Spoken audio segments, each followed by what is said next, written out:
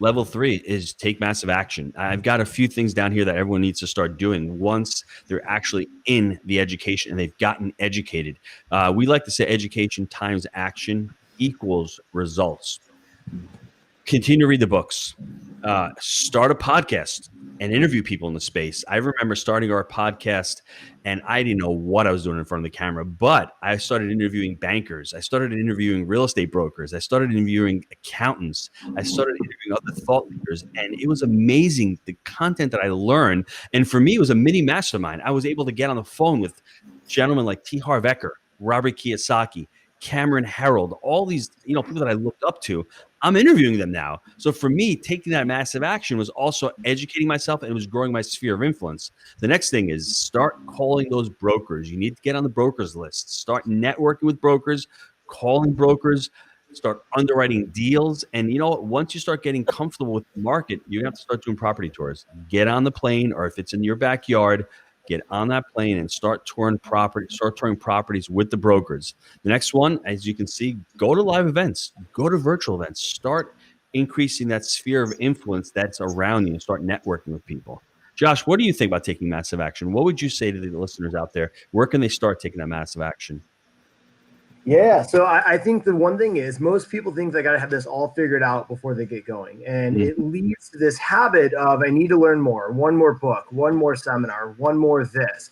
And what we know is education without implementation doesn't produce any results. And honestly, that momentum a lot of times builds confidence, right? It's a snowball effect rolling downhill. It gets bigger and bigger and bigger. And once you begin implementing it and getting results and momentum, it's easier to carry that through. So like Gino said, get started, take action, and then know that you're on your way for the results. I can give you one or two tips to get started as far as I love what you said, Josh. Momentum builds confidence. I wrote that down because that's a really important statement. Let's say you're investing in, I'm living in St. Augustine, Florida, and you're afraid to call the brokers here because you may sound silly. You know what? Call the brokers up in another market that you're never going to visit. Start practicing. Start talking the lingo. Start asking them for deals. Start getting deal flow in another market and practice, even though you're not going to invest in that market. And then when you feel comfortable, then it's time to actually jump on and start talking to these brokers. My wife coaches a lot of the students in the Jake and Gino community. She's a life coach. And it's amazing how many of the students, they're afraid at first to call the brokers. Once they get coached on it and they say, you know what, how do I approach a broker? And then you start talking, what's holding you back? It's just another person on the other line. And it's just getting through that and being able to have these 45 questions written down. Being prepared is what is going to lead to success when you're taking that massive action. Now, the next one, after taking all that massive action, doing all that work, like I said before, it really literally took us 18 months to find our first deal. Jake moves down to Knoxville, Tennessee in 2011. He goes without his wife. He's there for 4 or 5 months without his wife. And we start looking at deals. He's a little lonely, but I'm like, Jake, we just got to start. And his wife ends up moving down there. They end up buying a house. So there goes his seed money. So we're stopped before we even started. I said, Jake, you know what? I have enough big enough why. I need to make some more money here because I'm not making enough for the restaurant to pay for my kids' college, to pay for their weddings, to pay for all these other things that I need. So I said, when you get down there, when you settled in the house, let's start looking. So we came up with a number, and our coaches teach us at Jake and Gino, the race to 80. You need to be able to underwrite 80 deals. That's how many deals it's going to take for you to find that first deal. And for us, it felt like we underwrote 180 deals. And I don't mean going out there and actually underwriting them, real deep dive. Do back of the napkin, quick analysis. You'll start to understand as you're underwriting deals and you're practicing that massive action, massive education, what those parameters look like, right? For us, there were so many problems with this first deal. After 18 months, like I said, we found the deal on LoopNet. You could find stuff back then on LoopNet. It's a different market. But remember, back then, there were a lot of deals, but there was no money. There's no syndication. There was no, flavor for it. The first deal was really rough. 25 units, you can see it right there. There's little cottages. There was, fourplexes over there, duplexes. It was hard from a lot of different perspectives. And one of the biggest mistakes that we made, and I really want to convey to you, because this is really important, everybody. When you're first starting out, that broker relationship is key. We thought that brokers were there doing us a favor, when in reality, the brokers have the keys to the kingdom. Let me say that again. The brokers have the keys to the kingdom. That relationship means everything in this business. And if you're going to call them up and you're going to waste their time, and you're going to retrade, and you're not going to do what you say you're going to do. You're going to create that relationship, and they're not going to want to do business with you, and they're going to go and they're not going to send any deals to you. So in the big multifamily space, it's all about deal flow. It's all about connecting with the brokers. We had it the other way around. We were posturing on them. We had no credibility. We had no business doing that. That's why it took us a long time. So for you, for everyone out there, the golden nugget is treat brokers great. Get back to them. Make sure if they send you a deal, you underwrite that deal and you get that deal back to them and tell them why it doesn't work. Really, really important. For us, when we started buying, we had no buy right criteria. That's why we created the framework, the buy right, the manage right, and the finance right. We were just buying whatever made sense to us. And fortunately for us, we bought the mom and pop, and we're, I guess, affectionately known as the mom and pop kings. That's what we're looking for. We're looking for these properties, not that are just deferred maintenance, but that have significant problems with management. They have significant problems. They have no systems. They have burned out landlords. They have landlords like myself when I owned the restaurant. We had no systems in the restaurant. I was the mom and pop restaurant owner. I remember owned one restaurant for over 20 years. And within 7 years, I've got 1,600 apartment units. What ended up happening? I ended up having that epiphany of I want to run a real business. And at Jake and Gino, we create multifamily entrepreneurs. That's what we're doing every time we buy one of these assets. We're buying an asset. We're creating a business with it. Back to that first deal. What I want everyone out there on the buy right criteria, I want you just to get a piece of paper and write this down. This is what you're going to do for your first deal. You're number one, going to select the market.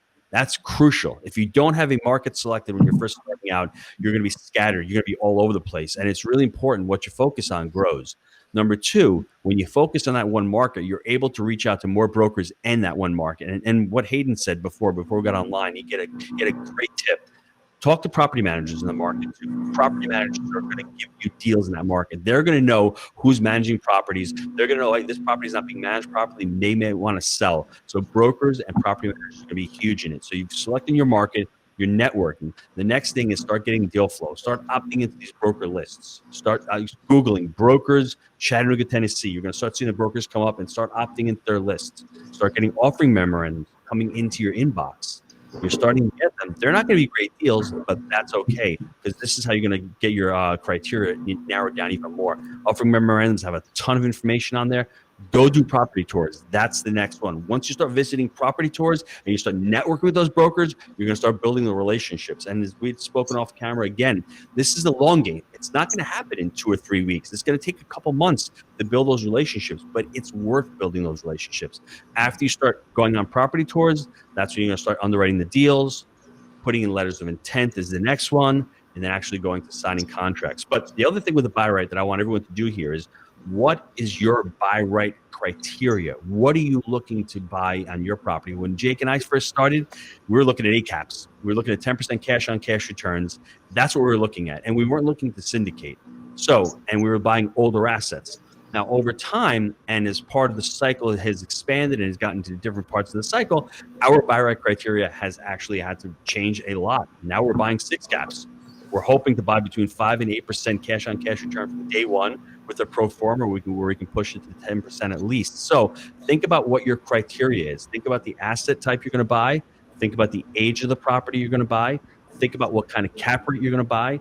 Think about what kind of the market, what kind of the city, where in the city you're going to buy. All these things you need to think about so that when you're starting to focus on buying assets, you're not wasting time and looking at other deals. And you need to explain this actually to the brokers. And we've created what we call a credibility book in Jake and Gino. So if anyone wants a copy of our credibility book, just email me, gino@jakeandgino.com. I'll send you ours. It's basically a business plan. It's telling us, all the brokers out there, that, hey, we are the mom and pop kings. We like to buy B and C properties. We'll buy them anywhere from 20 units to 300 units.